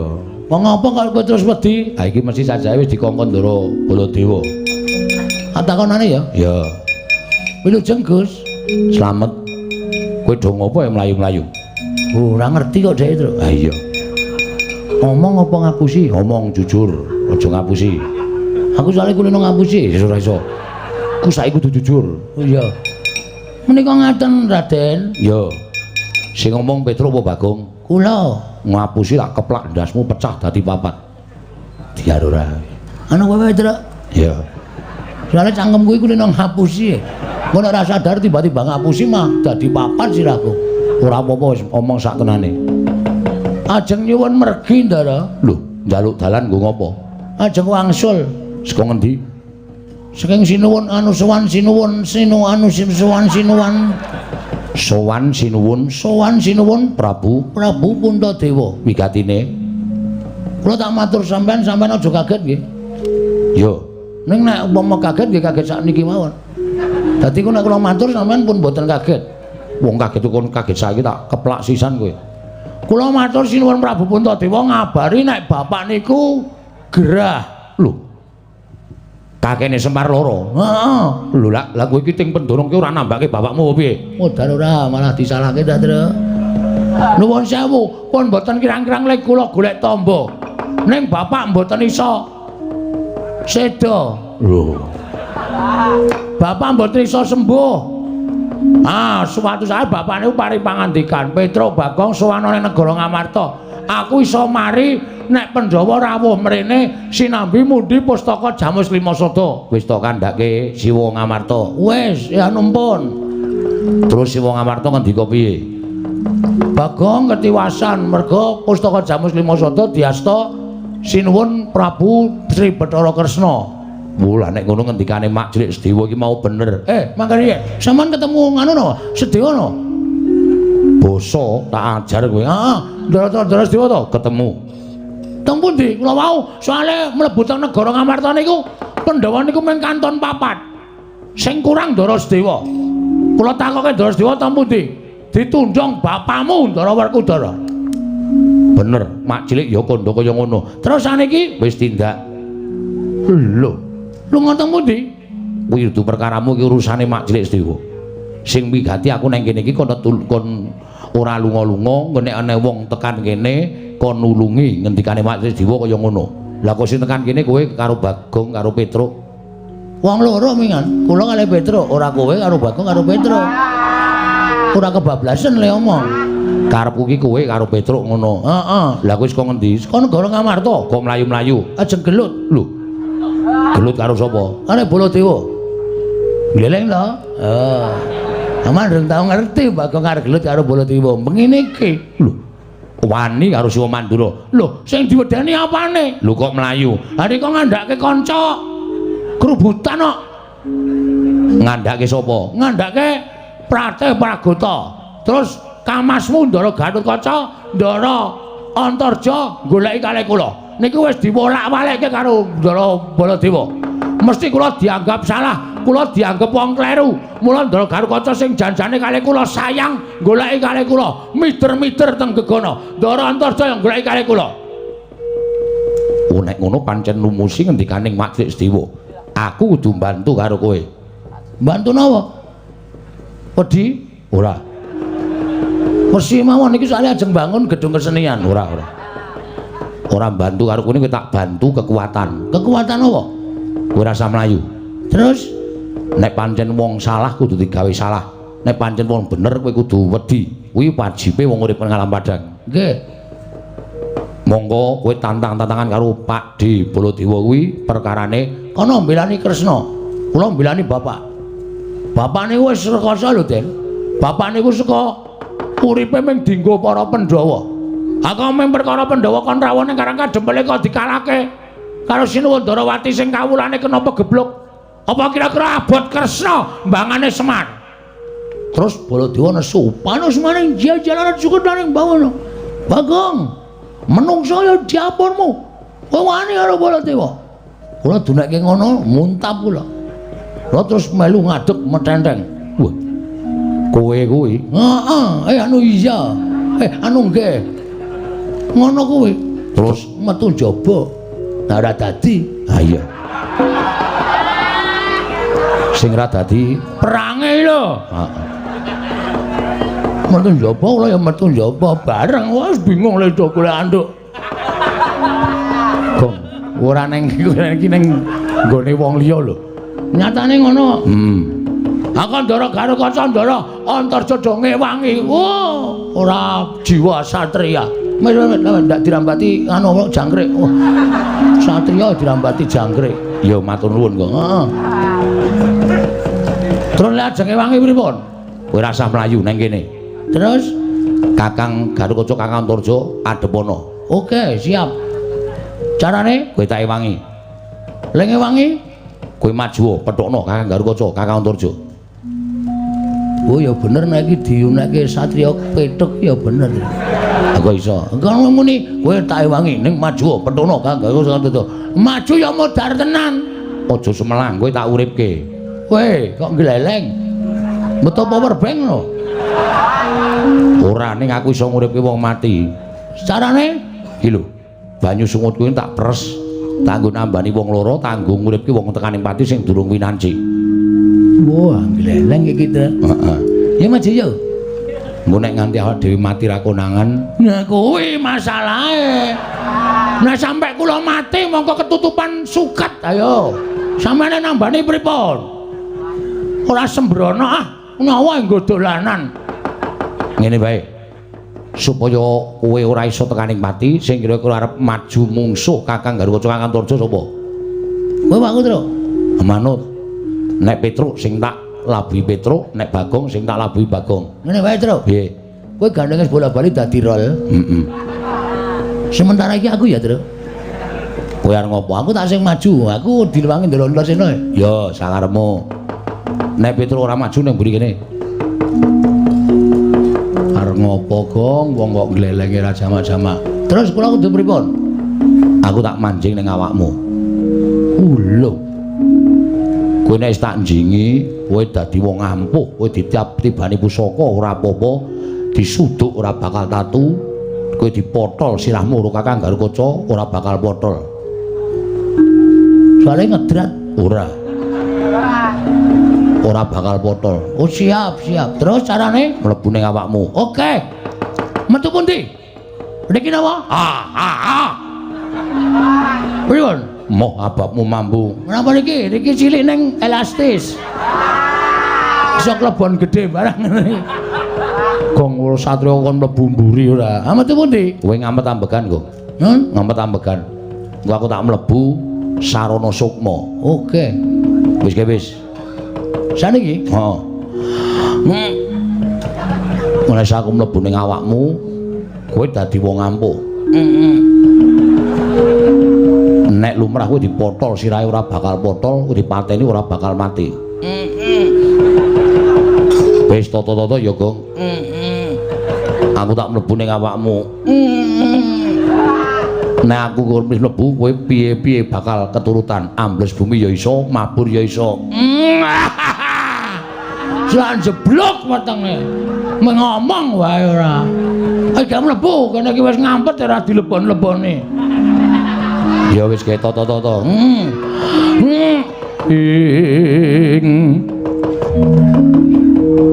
Tan samar pamoring sukma sinukmaya winahya ing asepi. Sumimpen telenging kalbu.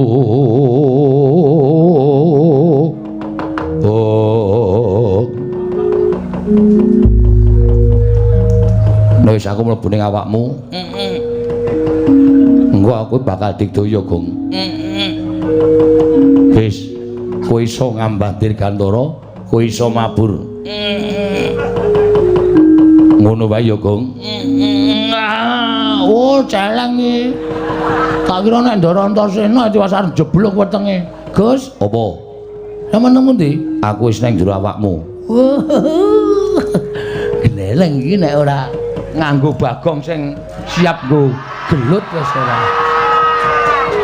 Wah kaya nganggo training abang barang siap pokoke. Ha iya. Sampeyan nang jero awakku lho. Heeh. Sampeyan wis nganu cetha mbantu kula. Wis arep ngopo-ngopo iso keturutan. Upamane ambles bumi ya kelakon, mabur ya kelakon. Iki nek tak coba ora ana nyatane, tak tokke liwat mburi lho. Iya, iya. Bukan klepret ya men lu. Nek arah ambles bumi carane piye? Ya wis waton ngamet ambegan terus dresepke, awakmu dresepke bumi ora ambles bumi. Hati-hati. Hati-hati lho Gong, nek ora nyoto bathukmu entuk aspal tatu tenan. Kowe ora meden-medeni to minggat ngono. Wong arep jajal kok digol-goli ra. Gong, hati-hati lho Gong. Petroke. Jotos tenan kowe marai tratapane. Wis tak niati tenan. Ya. Wah. Piye Gong kahanane? Peteng. Meneng jeron bumi. Waduh, sarean Netro. Natap grobok aku. Iya. Aja liwat sarean kowe iki sareane piyai-piyai luhur ndak ngono. Wis Metu Gong. Metu. Oke. Nek jedul pripun, Den? Mengkari munggah jedul. Wah. Nek nganu mabur sikile gedruke lemah ping 3. Mabur iso mabur. Niat nggo nati. Oke.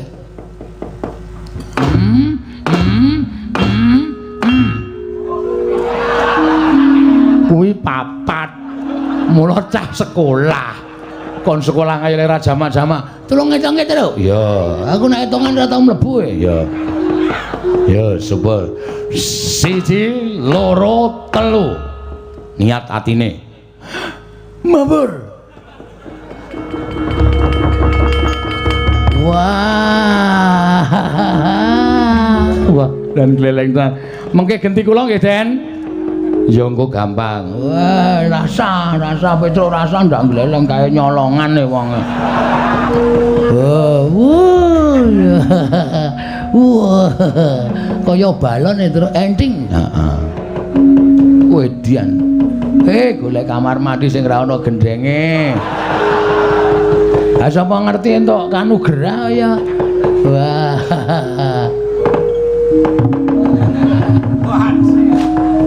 Grimis wae ya.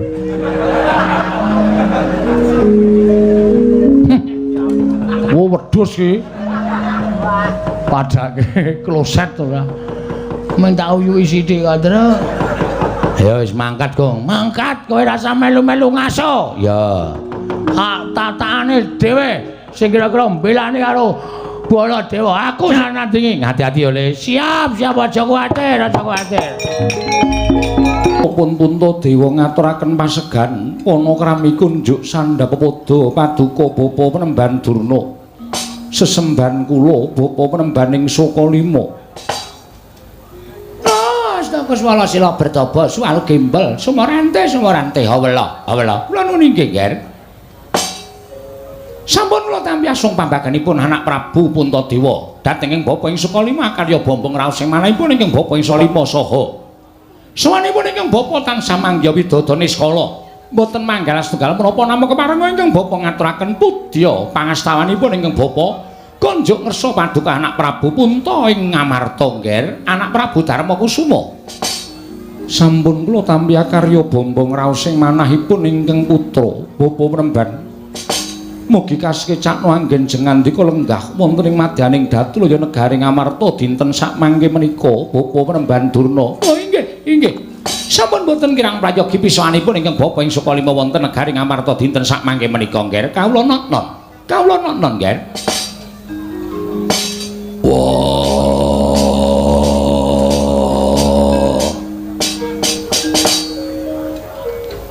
Durna bapakku, aku ngaturake basaku katura. Durna guruku sarawuh ana ing negara Ngamarta. Durna bapakku. Werkudara iki. Iya. Oh iya Nger, anak-anak nganindita bocah mursid iso mikul dhuwur mendem jero karo wong tuwa ora kandhek ana ing pangucap nang kababar dadi pakarti. Werkudara kowe mbagekke karo wong tuwa gawe gedhe ning ati ning wong tuwa ora liwat pengestunku tampanana ya Werkudara. Yo tak gegem dadekake jimat ora liwat prayoga nggon mulungguh ana ing negara Ngamarta. Madaning Datulaya negara Ngamarta Durna bapakku. Oh iya. Wis ora kurang kepenak praptaku ana ing negara Ngamarta dina samengko iki, Bratasena. Bapa Penemban. Nadyan kula ngaturaken sembah pangabekti kula kunjuk. Bapa Penemban, kula ngaturaken sembah pangabekti kula kunjuk. Oh iya anakku nek kula sedewa tak tampa. Gawe gedhe ning atine wong tuwa ora liwat pangestune wong tuwa Sukalima tampanana ya pinten tangsen. Lho niki kula pun dinggo jimat paripe. non kula pundi nggo jimat paripe ndayana ning kasantosan. Mugi pareng pinarak ingkang langkung sekica Bapa Penemban. Oh iya wis ora kurang prayoga. Kula takon ning Datulya negara Ngamarta dina samengko iki nggih. Nekula Sedewa. Saestu adamel kaget sotaning manahipun ingkang putra ing Ngamarta Bapa Penemban. Sarawuh paduka Bapa ing Sukalima. Mongko sengkan-sengkan datanpa pepoyang. Menawi alit utusan cantrik Sukalima atur nawala agengipun paduka Bapa Penemban utusan cantrik paring nguninga bilih kelenggan sak mangke kepareng badhe tedhak wonten ing praja Ngamarta Bapa Penemban ingkang putra ing Ngamarta nedya nyawisaken rata kencana saha nyawisaken Hermawar kinarya miji yampian paduka Bapa ing Sukalima kacena tandha bektinipun ingkang putra Darma Kusuma sak kadang kadeyan dhateng Penemban Durna ing Sukalima Bapa Penemban. Matur nuwun nggih, matur nuwun. Dene mekaten anggen paduka ngaturaken tandha tresna tuwin dharma bekti dhateng tiyang sepuh kados ing Bapa ing Sukalima. Namung semanten tata upacara ing kaprajan ing mekaten menika kala wau mboten satrepipun menawi paduka pisungsungaken dhateng Bapa ing Sukalima. Menapa paduka mboten kemutan bilih estunipun Pandhawa menika tasih anak-anak kula piyambak. Pandhawa menika tasih siswa kula piyambak mila pangraosipun ingkang Bapa ing Sukalima pendak-pendak kula sowan dhateng negari Ngamarta menika tanpa beda kula menika wangsul wonten pertapan Sukalima. Pangraos kula Ngamarta menika tanpa beda kaliyan Sukalima, Sukalima tanpa beda kados diri negari Ngamarta. Ngaturaken panuwun ingkang tanpa pepindhan Bapa Penemban. Dene mekaten wiyo sing pangandika maduka Bapa ing Sukalima karya bombong raos sing manahipun ingkang putra pun Puntadewa. Oh inggih, inggih. Ingkang salajengipun kepareng wambabaron ingkang sejati menggah menapa ta wigatosipun dene paduka kepareng tedhak wonten ing praja Ngamarta Bapa Penemban menawi kepareng kawedharing kathah tumunten kababarna nanging menawi wadi tumraping para kadang sentana miwah para Pandhawa sanesipun monggo kula dherekaken manjing saklebeting kedaton pepanggihan catur netra kelawan ingkang putra ing Ngamarta pun Darma Kusuma Bapa Penemban. Matur sangat panuwun ingkang tanpa pepindhan nggih. Akarya cumeblong raos sing manahipun ingkang Bapa ing Sukalima dupi kula nampi timbalanipun paduka anak Prabu ing mekaten menika kala wau. Lan mugi andhasna ing kawuningan ingkang sepisan sawanipun ingkang Bapa ing Sukalima wonten negari Ngamarta menika tuwi dhateng kawidatanipun anak-anak kula para Pandhawa jernyatanipun najan para Pandhawa samangke sampun mukti ngawibawa Nyakrawati wonten negari Ngamarta.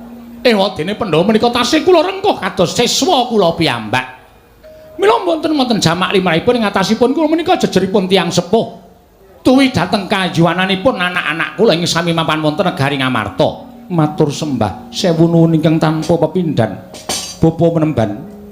Awit saking pangestu maduka para Pandhawa tansah pinayunganing kawidadan. Niring sambikala anggenipun sami mapan wonten ing praja Ngamarta. Syukur-syukur nggih. Syukur rinten pantaraning dalu mboten kendhat anggen kula nyuwun dhateng panguwasaning dat Kang Purwengdat supadosa paringa berkah dhateng anak-anak kula Pandhawa ing sami mapan wonten negari Ngamarta. Inggih Bapa Penemban matur genging panuwun ingkang tanpa pepindhan. Dene dungap ingkang angka kalih. Mugi andhadosna ing kawuningan sawanipun ingkang Bapa ing Sukalima menika mboten saking pikajengan kula piyambak. Mboten pribadi kula piyambak. Nanging dapur dipun utus dening anak Prabu Duryudana. Dipun utus dening Kaka Prabu Ngastina. Nun inggih kasinggihan mekaten. Menapa wigatosipun Bapa Penemban? Menapa Kaka Prabu Ngastina paring deduka dhateng para Pandhawa? Utawi Kaka Prabu Ngastina badhe paring pidana dhateng para Pandhawa? Lajeng kalepatanipun Pandhawa mapan wonten ing pundi? Upamya badhe paring bebingah dhateng para Pandhawa lelabetan menapa ing sampun katindakaken punta sakadang. Menika ngaten. Namung saderengipun ingkang Bapa ing Sukalima menika munjuk atur menapa dipun paringaken radi majeng anggen kula ngabiyantu ngersa paduka anak Prabu Puntadewa. Supados sakmangke sampun ngantos duna dungkap anggen paduka badhe nampi dhateng aturipun ingkang Bapa ing Sukalima nggih. Kula semanggaaken Bapa Penemban. Purbawasa wonten asta paduka Bapa Penembaning Sukalima. Oh inggih, inggih, matur genging panuwun ingkang tanpa pepindhan nggih. Anak Prabu Puntadewa. Dene mekaten wiyo sing pangandika maduka Bapa Penemban. Mila ingkang saking menika sumangga Bapa laturi paring dawuh. menggah menapa ta ingkang dados wigatosipun dene Kanjeng Koko Prabu utusan kelawan Bapa Penemban Durna supados tedhak wonten ing Praja Ngamarta. Oh, sampun ngantos gadhahi raos kuwatir, nggih.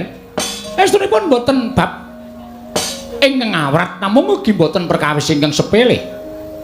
Liripun kados pundi dene Paduka paring dawuh mekaten. Ah, menika ngaten. Mugi andadosna ing kawuningan. Estunipun malih-malih menapa sampun wonten 3 candra tanggal lengganing dinten sak mangke menika. Negari Ngastina kados ketaman welaing Jawata. Negari Ngastina kados ketaman begebluk. Monggo kathah para kawula ingkang enjing sakit sonten ketiwasan, sonten sakit enjing kapraloya.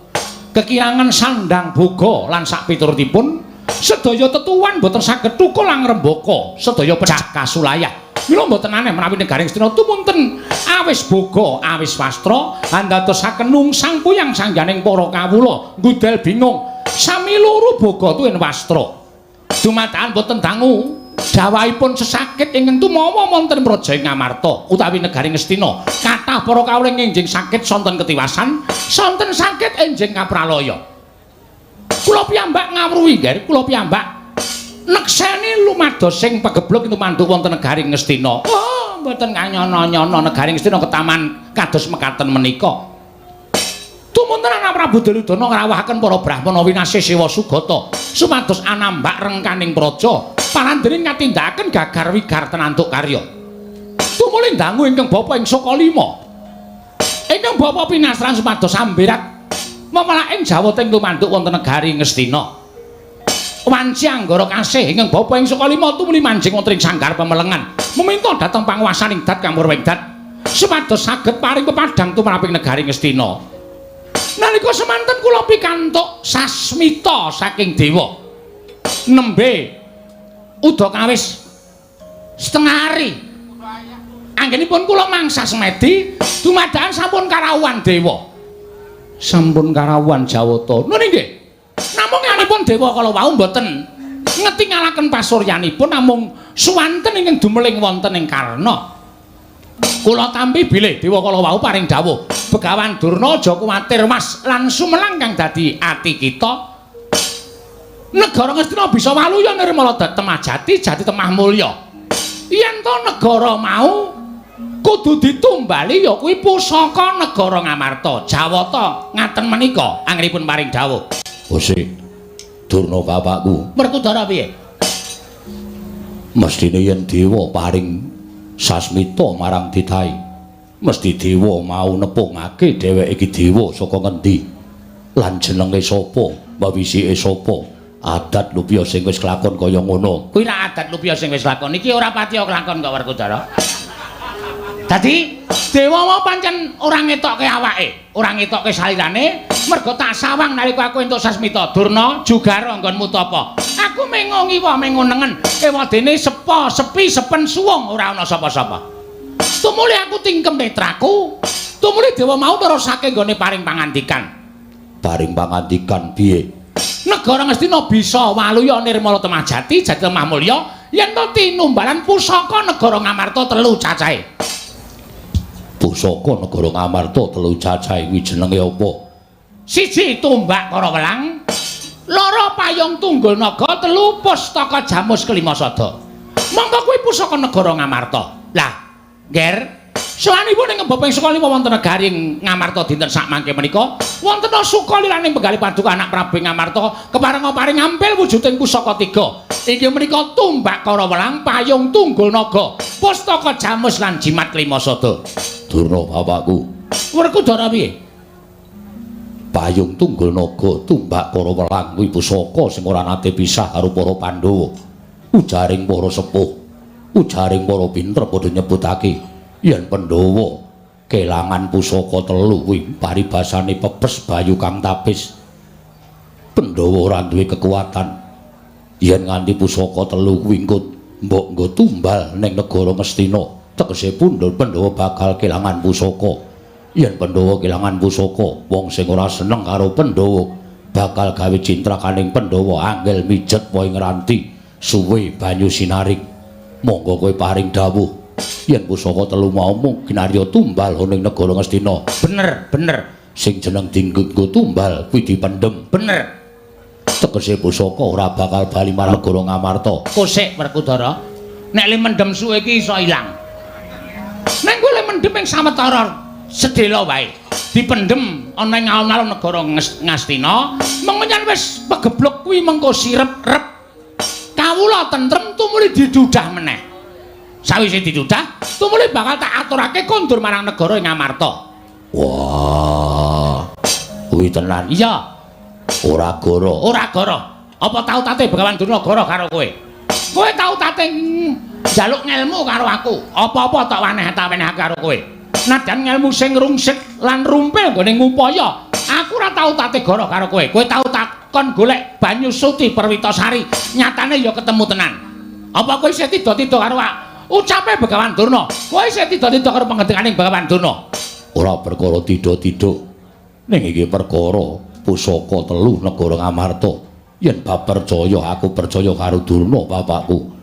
Nang yen to babakan pusaka dinggo tumbal mung bakal dipendhem. Kuwi aku sing rada tida-tida atiku nggonku bakal nyaosake pusaka marang Begawan Durna. Werkudara? Nggih. Aku tak takon karo kowe, Ngastina kuwi nggone sapa? Nggone Kurupati kakangku. Kosek. Anak Prabu Duryudana kira ming dapur Ratu Wakil. Sing duweni negara Ngastina kuwi sapa? Sing duweni negara Ngastina kuwi para Pandhawa. Ya mung Pandhawa durung titimangsa kalane iso lenggah dampar negara ing Ngastina. Mula yen to nganti Werkudara, anak Prabu Puntadewa apa dene kembar iki mau, awel bakal maringake pusaka marang Begawan Durna, tegese kowe ikhlas, kowe seneng, kowe bungah. Yen kawula Ngastina padha pating slebar ora karo-karuan merga ketaman pegebluk. Oh, Werkudara, sowaning wong tuamu ning negara Ngamarta iki mung supaya kepengin nentremake negara Ngastina. Kowe ora nyawang dhewe kok, Ngger, kowe ora weruh dhewe. Yen kowe nyumurupi kahanan kawula negara Ngastina iki mau mesakake banget. Akeh sing sore lara, esuk tekaning pati. Kuwi wae nganggo lara. Ana sing ming tengok-tengok dumadakan mati ya ana. Wah, apa ya ngono? Loh, kowe damoke ngayal. Kuwi luwih kejem tinimbang virus corona. Kuwi apa? Oh, Werkudara nggonamu iki pancen ora ana TV. Mula sok maca warta, mula sok maca apa sing lagi ngumandang lan kondang ana ing para ngarsaning para kawula kuwi kudu tok gatekake. Ya, monggo mantung karo mbarep kakangku. Tegese piye? Yen mbarep kakangku maringake, aku ya ming manut. Nah yen mbarep kakangku ora maringake, sing gedhe pangapuramu.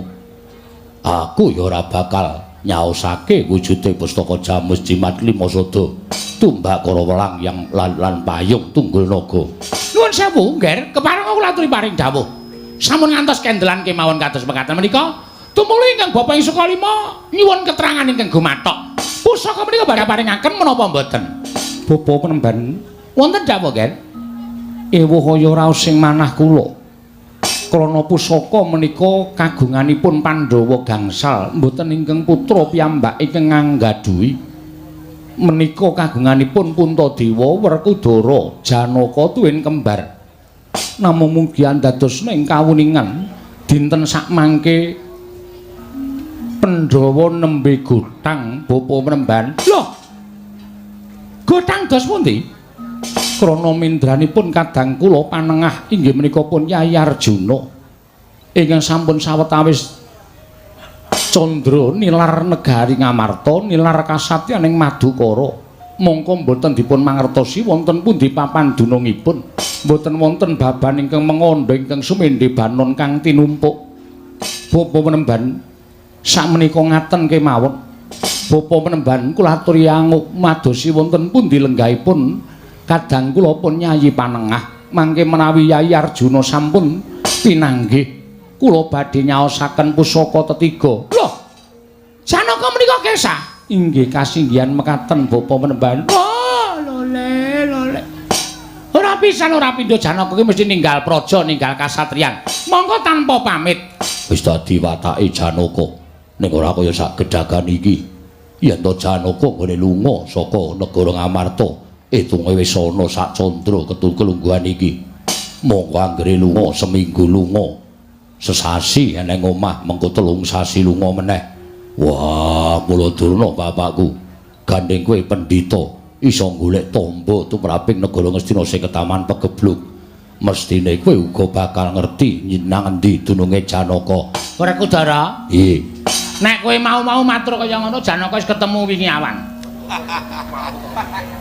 Apa iya ngono? Lho, bapakmu Begawan Durna iki pendhita ingkang buntas kawruhe sithik paningale. Mula kowe yen takon karo Begawan Durna babagan Janaka menyang endi? Iki dadi syarat srana nggonku bakal mboyong pusaka 3 iki wis bener. Merga sadurunge aku munggah ana ing Kedaton Negara Ngamarta iki janjane aku wis mikir. Lho, Ngamarta kok kaya koncatan Yoni? Ngamarta kok kaya koncatan Kekuwung, kaya peteng dedet. Saka pitunganku Ngamarta mesti lagi godhang tegese salah sawijining para Pandhawa mesti lagi lunga saka negara Ngamarta. Lah, bener. Janaka lunga saka negara Ngamarta. Yen pancen ngono, Durna bapakku ngerti menyang endi dununge utawa lenggah adiku lanang Janaka. Oh, yen kowe takon karo aku kuwi wis pas. Wis cocok, wis memper. Yen pancen wis pas, wis memper, wis cocok. Durna bapakku paringa dawuh, Janaka mapan menyang endi? Mengko aku sing bakal ngajak bali marang Praja Ngamarta. Nah, nganti tekan dina iki aku urung ngerti Janaka menyang endi. Wah, aja wah, kowe aja pangling karo apa sing tak. Aku mesti sok kaya ngono kuwi to, ming bebeda atimu Werkudara. Sejatine aku ngerti. Janaka menyang endi? Janaka kuwi menyang jagat lor. Janaka menyang jagat lor. Jagat lor kuwi opian. Mengko yen kowe nang jagat lor ora ketemu Janaka, kowe ngidul. Engko nek ngidul ora ketemu Janaka, kowe ngulon. Nek ngulon ora ketemu Janaka, kowe ngetan. Nek ngetan lor kidul wetan ora ketemu Janaka, jagat iki diubengi. Mesti bakal ketemu Janaka. Wah, kuwi wangsulane bocah cilik. Pancen aku isih cilik. Aja kaya ngono. Wangsulana. Yen perkara kudu nemokake Janaka nuwun sewu, Ger. Kula nuwun sewu. Manah kula nembe kebak. Kebak kados pundi Bapa Menemban? Inggih kula nanggih kula menggalihaken kawontenan negari Ngastina. Namung ngaten kemawon. Sakmenika dipun walik kemawon. Dipun walik kados pundi? Kersa ta diwalik? Kersa Bapa Menemban. Sakmenika dipun walik kemawon. Dipun walik kados pundi? Pusaka kula beta rumiyin 3 cacahipun tumbak para welang payung tunggul naga pustaka Jamus Lima Sada. Samangke badhe kinarya tumbal wadaling Praja Ngastina. Menawi Ngastina sampun ketingal padhang, kula ngunduraken pusaka sinambi kula gandeng tangani astanipun anak kula pun Janaka sowan wonten negari Ngamarta. Menawi ngantos mrucut aturipun Begawan Durna menika, oh mugi-mugi kadal kabrahmananipun ingkang Bapa ing Sokalima, Nger.